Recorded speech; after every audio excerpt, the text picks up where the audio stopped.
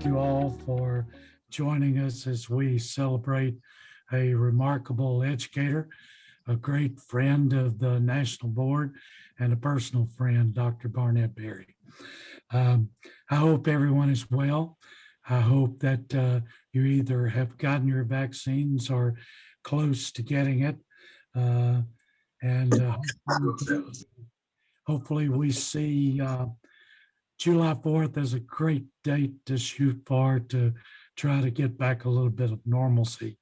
Usually we have a very nice celebration in DC for this event, but for the second year in a row, we've had to go to the virtual side of things.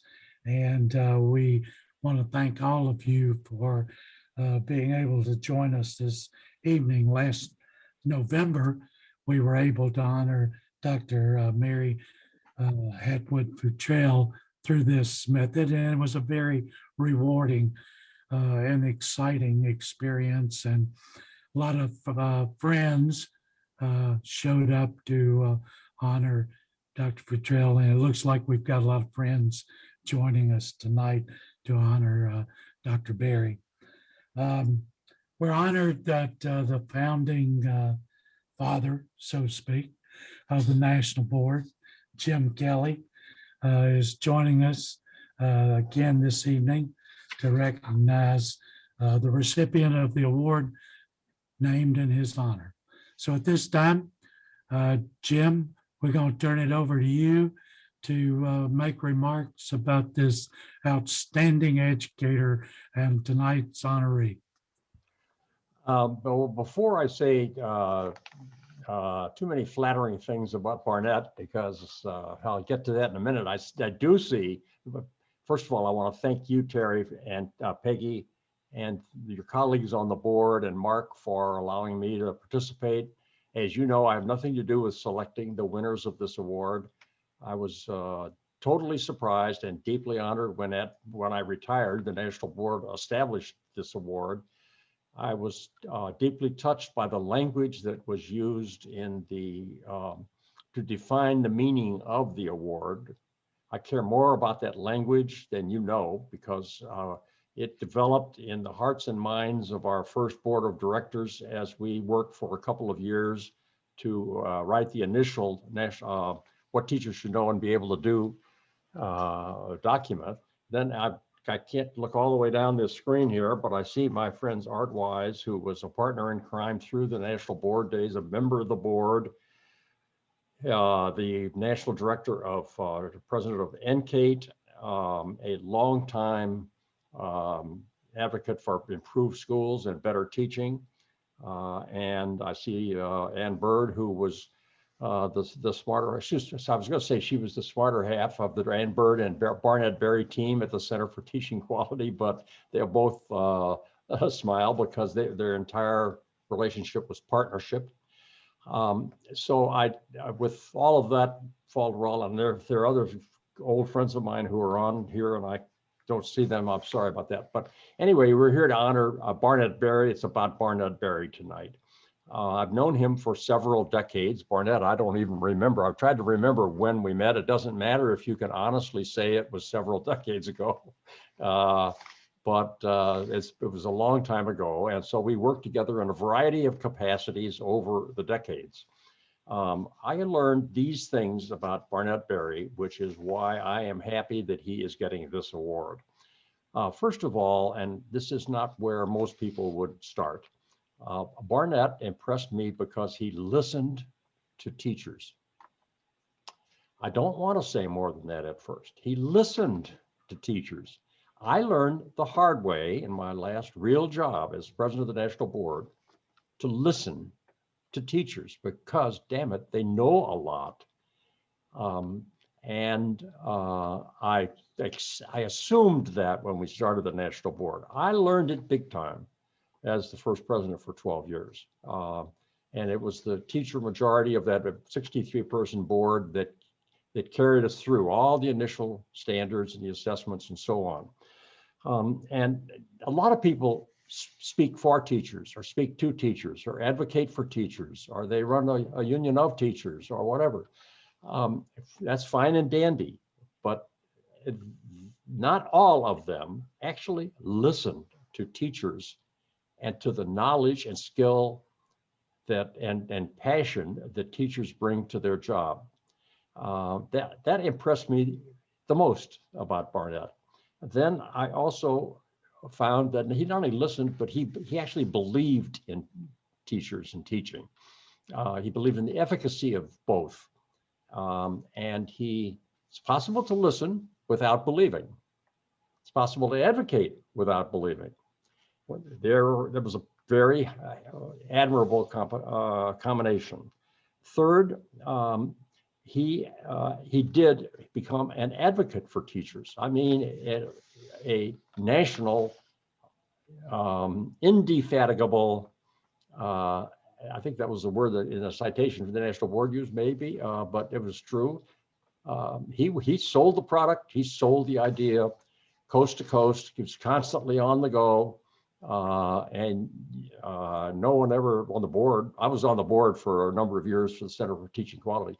None of us had a clue what he really spent on his expense accounts on all these trips, but he kept raising the money to pay for them. So he became a forceful advocate for teachers. Fourth, he understood early the power of the internet and of technology to enable and to empower networks of teachers.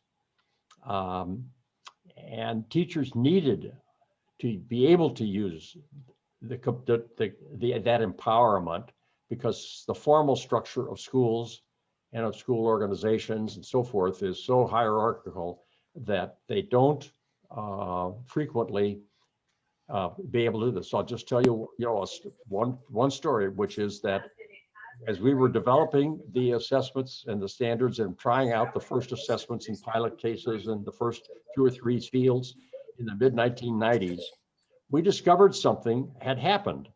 The teachers who were going through the process had begun to connect to each other through the very early stages of computer-enabled communications and technology.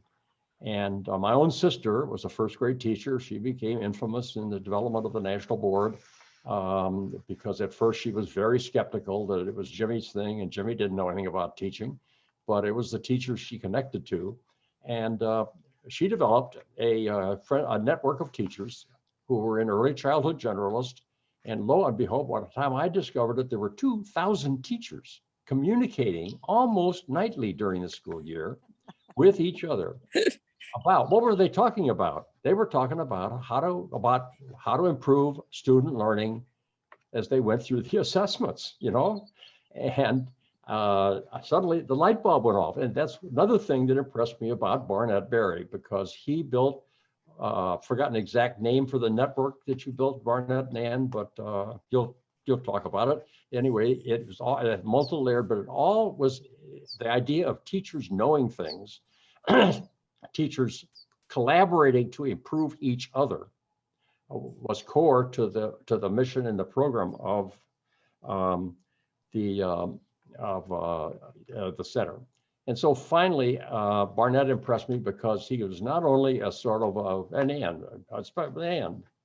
really, he wasn't so much just a free-floating advocate where he wrote op-eds and went around the country making dinner speeches and so forth. He built an organization that would actually be able to carry on the work and do it. So for all those reasons, I was very pleased because that you all decided to give this award to my friend Barnett Berry, because he's the real thing, He's a friend of teaching, not just teachers. He's a friend of teaching. He respects teachers, and it's in his guts. So congratulations to the board for picking a good guy to get the award this year. Thanks. Thank you, Jim. That's just wonderful comments, and certainly that mirrors the man I know also. At this time, we do have a number of Barnett's friends and colleagues, and I'll open the floor now. If there are any other comments that you want to make, just jump in there or signal me on the chat room. I'll recognize you because I can't see everybody on the screen. But if there's anybody who wants to say a few words before we present the award.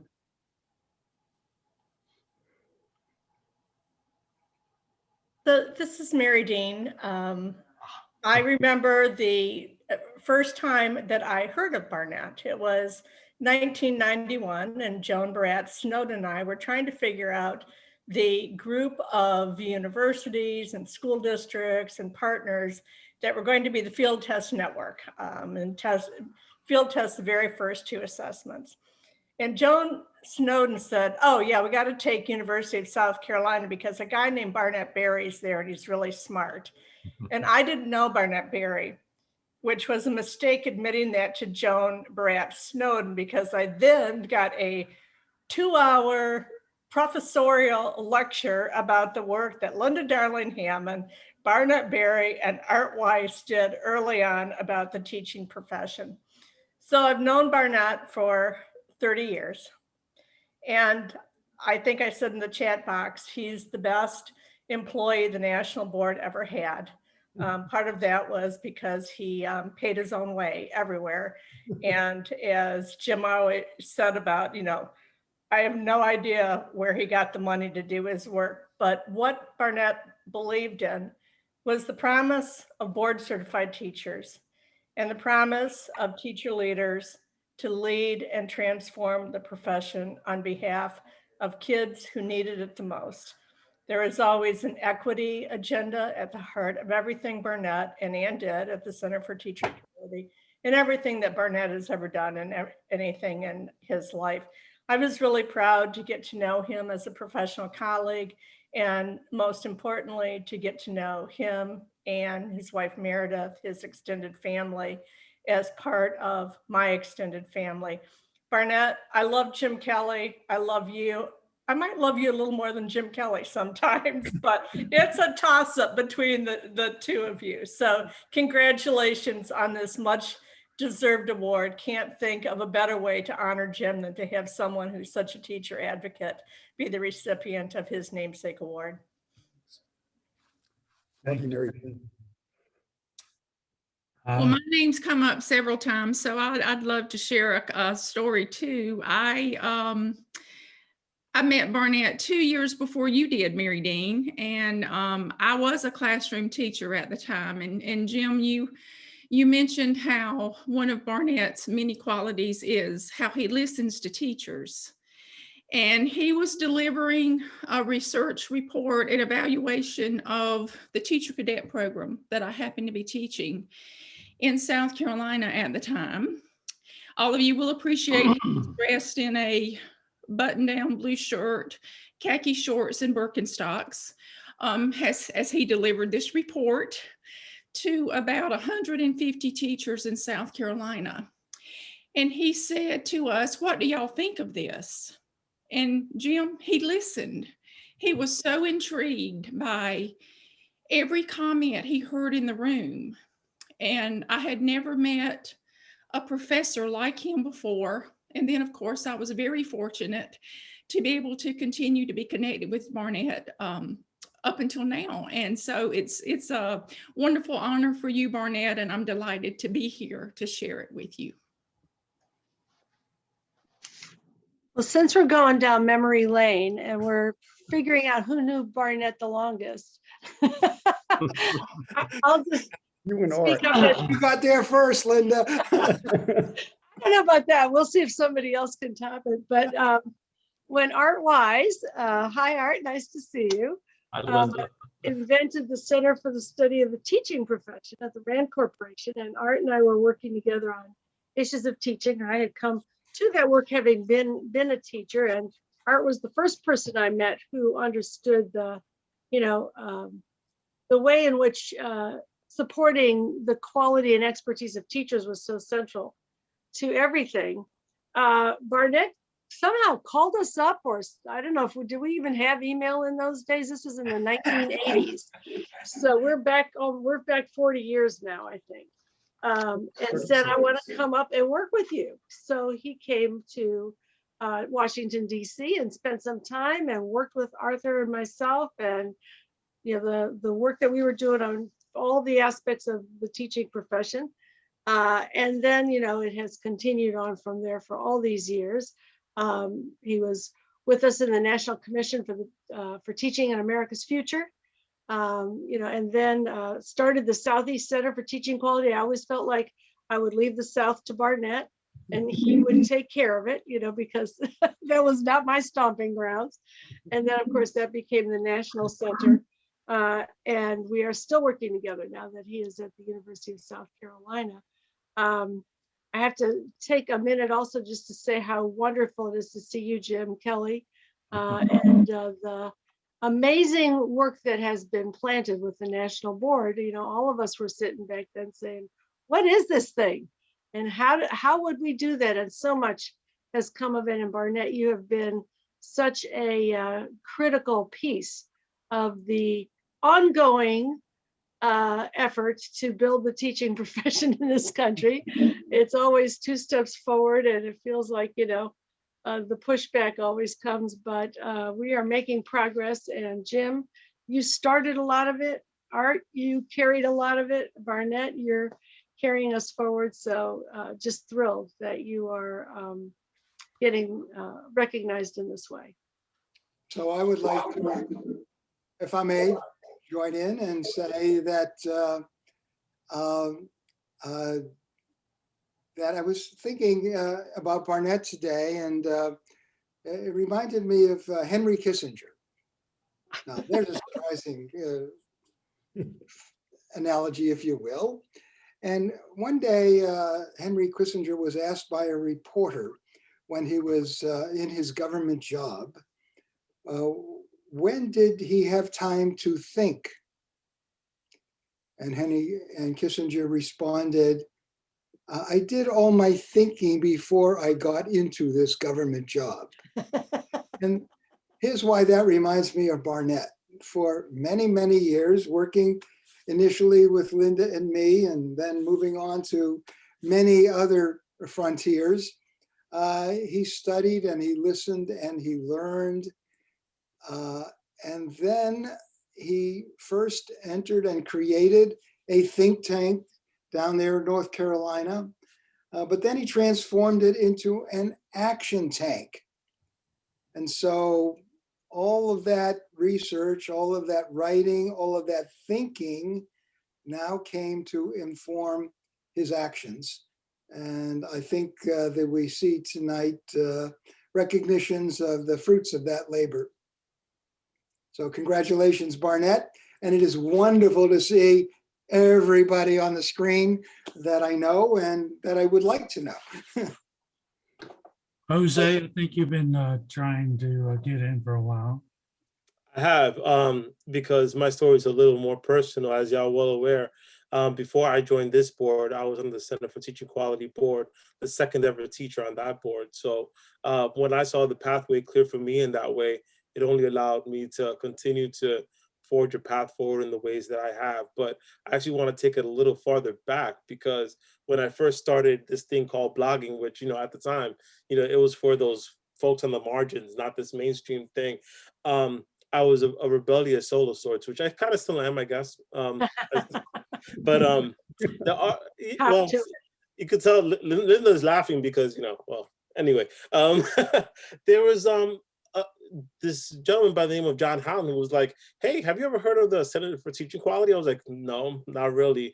I'd like you to join. It's like, all right, no problem. And then, one thing led to another, and I became part of the Teaching 2030 crew. And, amongst those folks included, folks like Ann Bird, and, Renee Moore knows the impact that she's had on my career. And I said this yesterday, and I'll say it again, somebody who, without her, I do not become a national board certified teacher. And I need people to recognize that in a profound way, because there are folks who have forged the path. And Barnett Berry was the person who allowed so many of us to see different pathways for teachers in ways that we don't often get recognized. And so in addition to, all the calamari dinners, yeah, I know what that's about. That's where a lot of the money went, Jose, by the way. I mean, I'm so thankful. I probably ate at least a quarter of that. There was also the element of going to North Carolina and, seeing different visions, but also, and y'all need to know this too, is he actually made me palatable in New York City. You know, he had done a workshop with Ann Bird, and I'm sure you remember that too.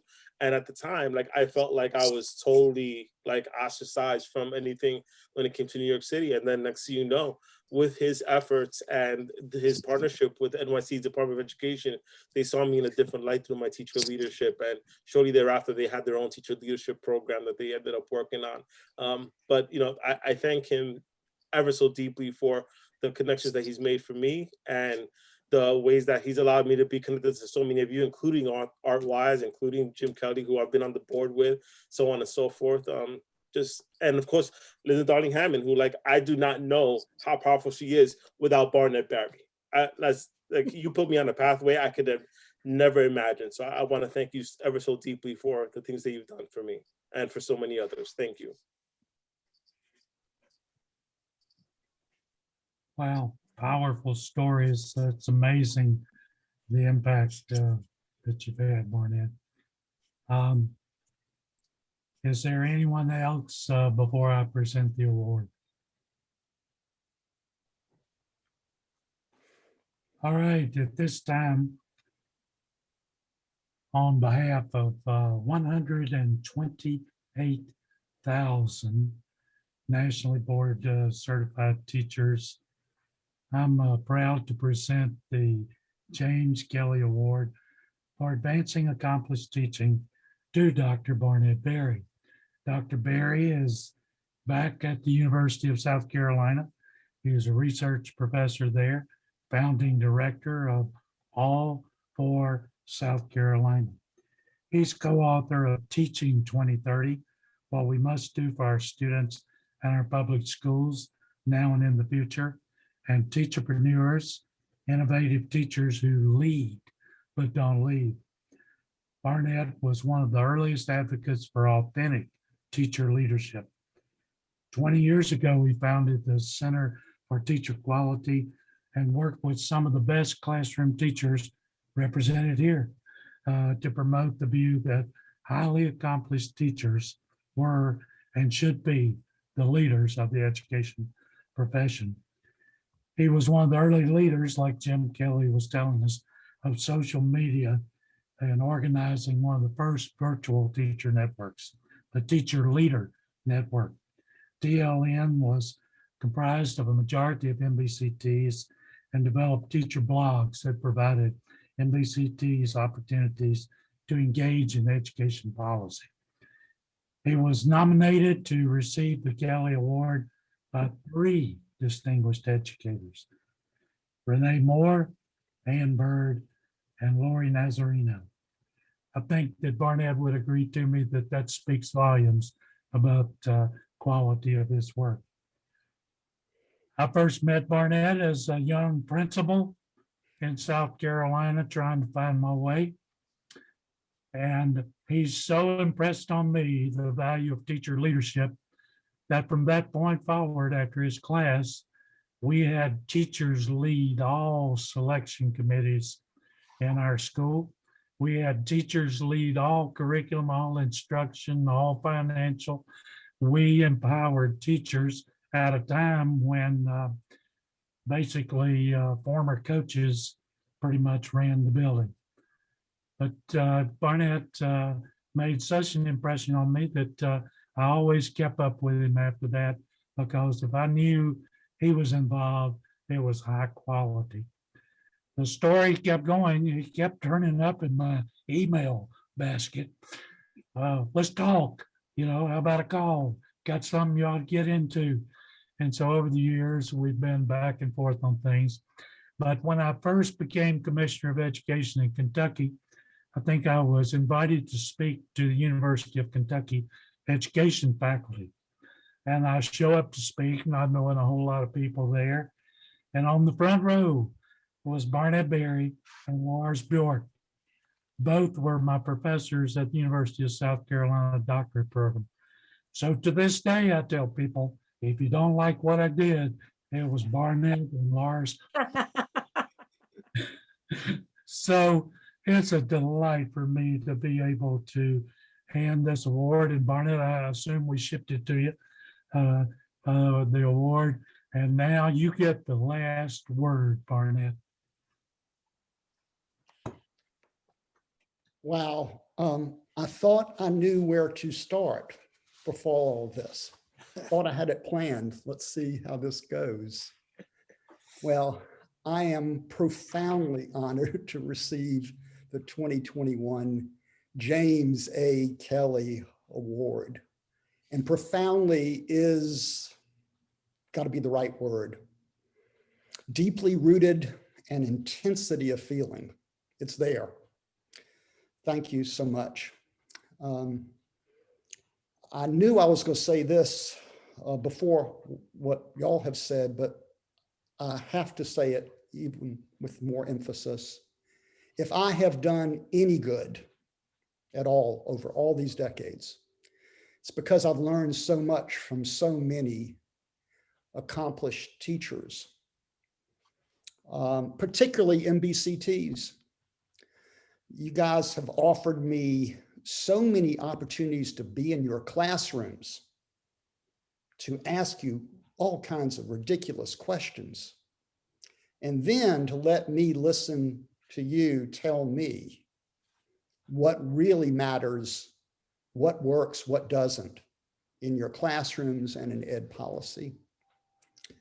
As I look across this Zoom room, I don't know if I got everybody that I could see here, but thank you, Renee Moore. Thank you, Jose Vielson. Thank you, Ernie Rambo. Thank you, Megan Allen. I think I see you. Thank you, Shelley. Thank you, Lisa, and new colleagues who I just got to begin to work with, Elizabeth and Melissa, who are on the board. Thank you. And then there's my favorite MBCT of all time, and that's Ann Bird.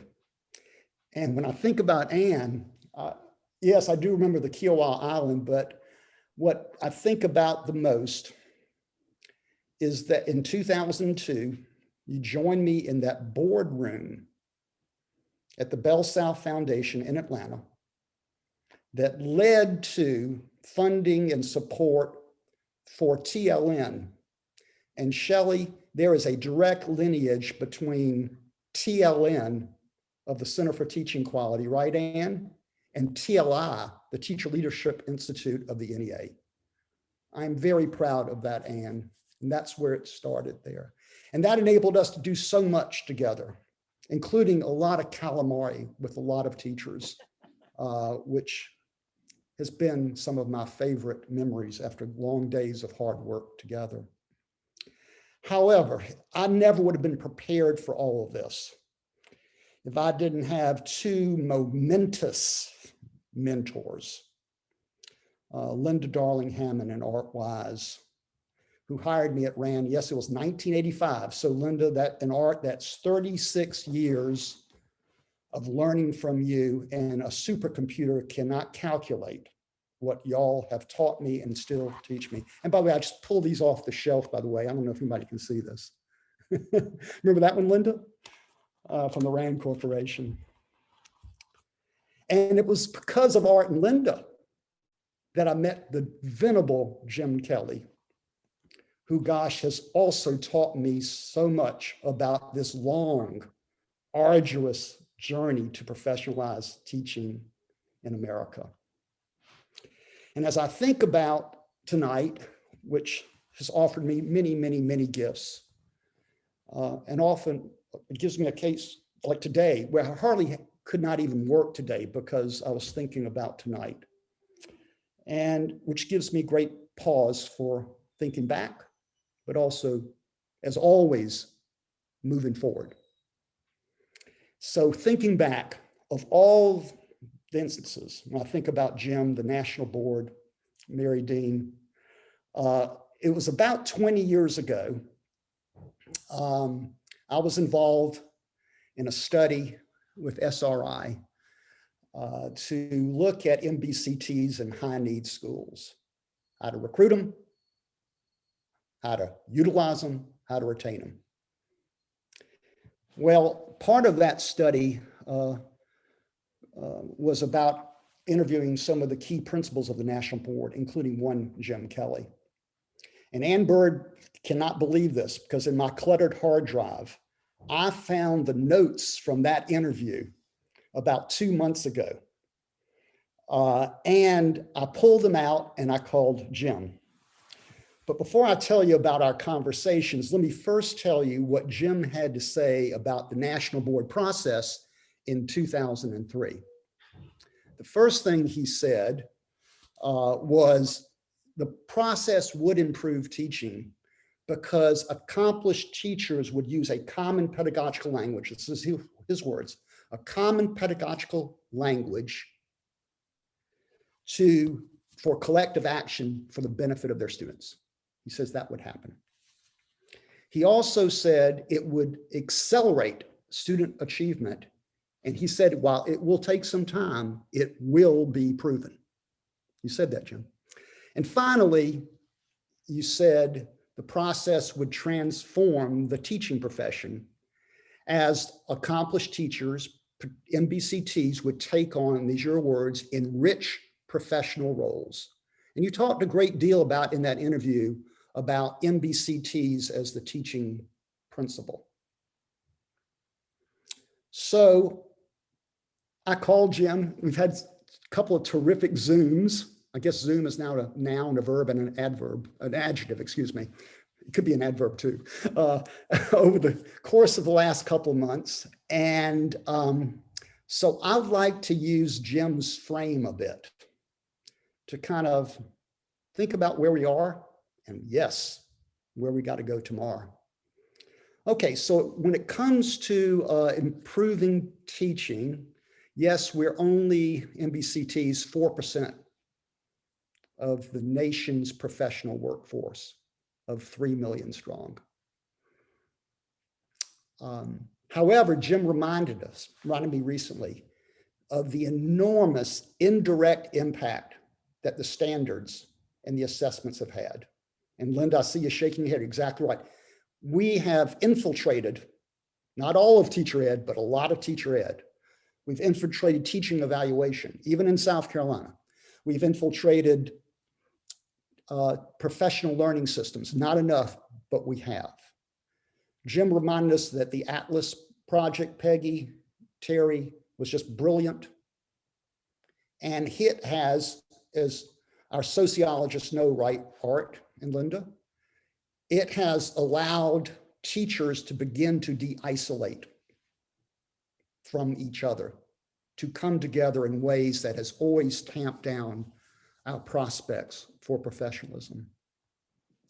Now, when it comes to accelerating student achievement, Jim has once again proves to be a bit of a soothsayer. It did take some time. A body of evidence has been growing, still continues to grow, that MBCTs do indeed have a positive impact on student test scores. And yes, Linda, we were just on a meeting the other day about the ongoing struggle in which we're still in the midst of over what really counts for teaching effectiveness.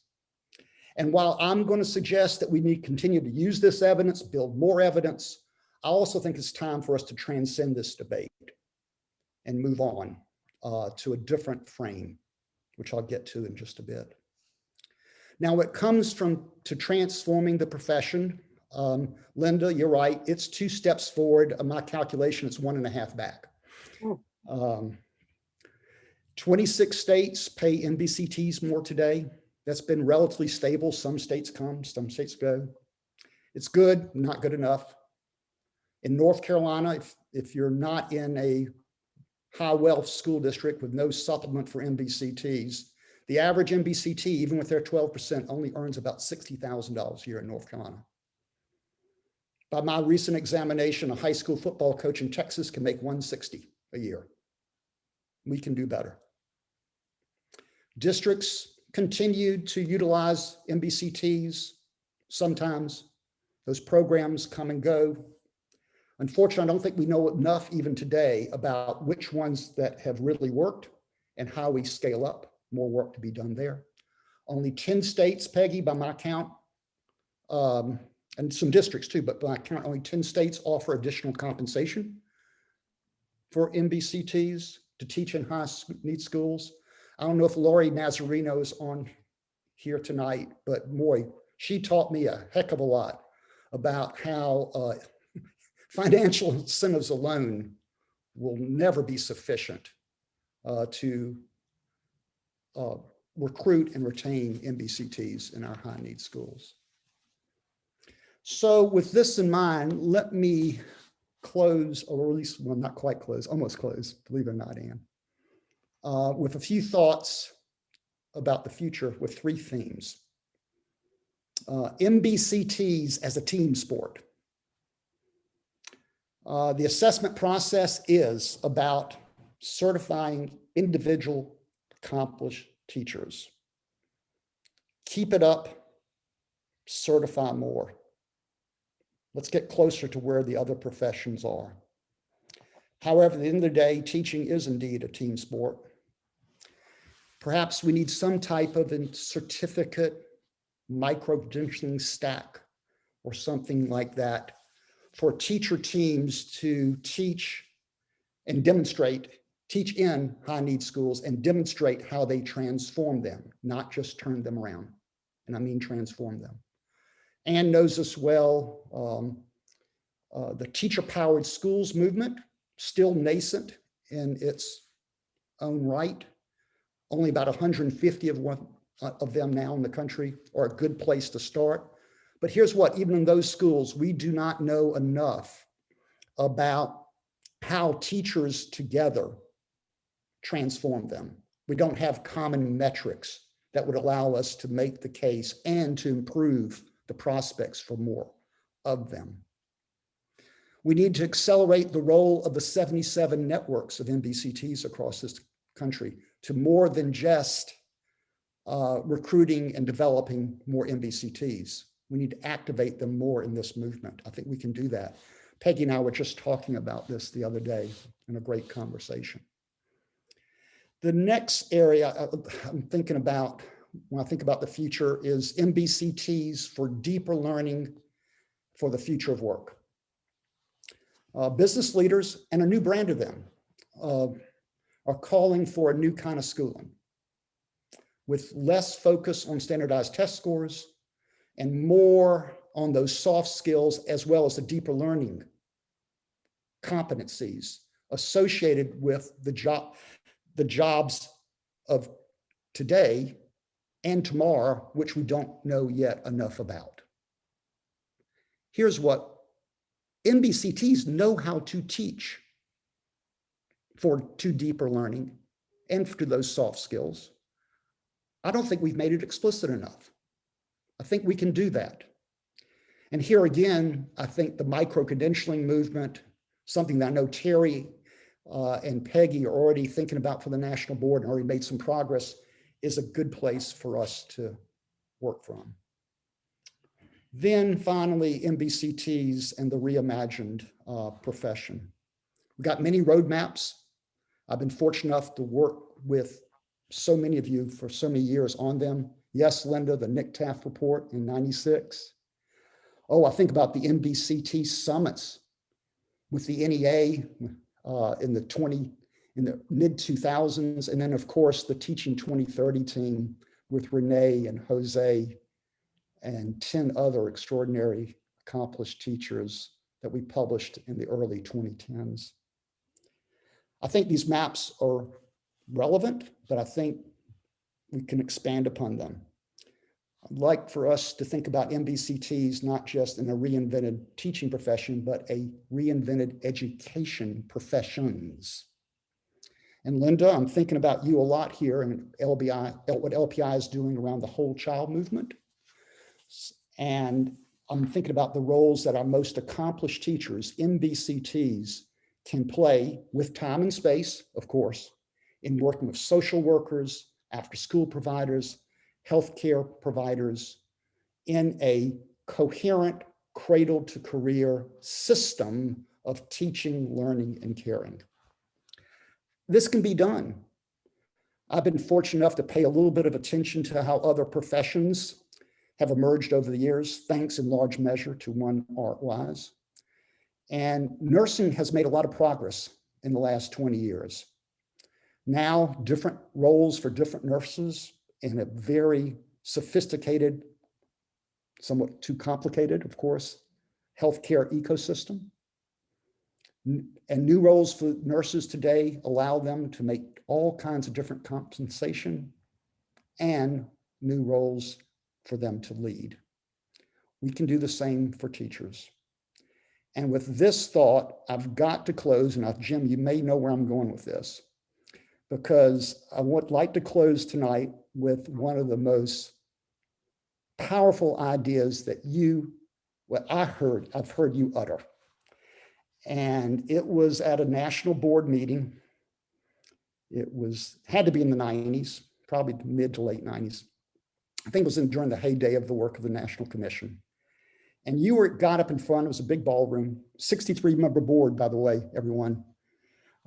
63 members in the audience, all kinds of other people, staff in the hinterlands. I was there in the hinterlands. And Jim, that big, beautiful smile of his, says in front of the board, the highest paid anybody in a public school system must be a practicing teacher. Now let's think about that. When I reminded Jim of what he said in one of our recent Zooms, you told me about the logic of this proposition of yours. And I'm gonna quote one James A. Kelly here. You cannot profess the value of something that is supposed to be predominant and then invest less in it. For this, no more of these career ladders for a few teachers to climb a rung or two on in a very hierarchical system of leadership and management in our schools. Think about career lattices and a leadership system of leading MBCTs. This can be our North Star. All social movements, including the professionalization of teaching, involve mobilizing resources and mass participation and raising consciousness. You've done a lot of great good here, the National Board, on this front. More to do. I think we got new allies in the business community that we haven't had in the last few years. I think there are prospects for them. I think we can do more with students, families, community leaders that we hadn't done in the past. They can help us move farther and faster together. Yes, Linda and Art, Jim, everyone,